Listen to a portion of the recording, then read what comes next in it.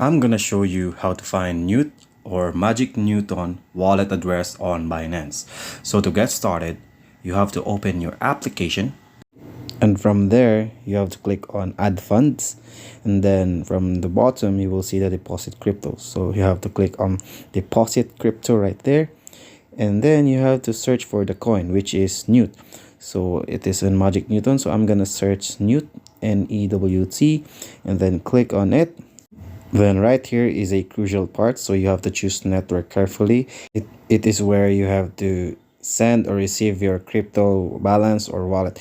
So here is the choices, which is the BNB or Ethereum. So I'm gonna choose Ethereum right here, and as you can see, there will be a QR code, the network, and the address. So that's your wallet address right there, which is that 0xd, and then so on and so forth.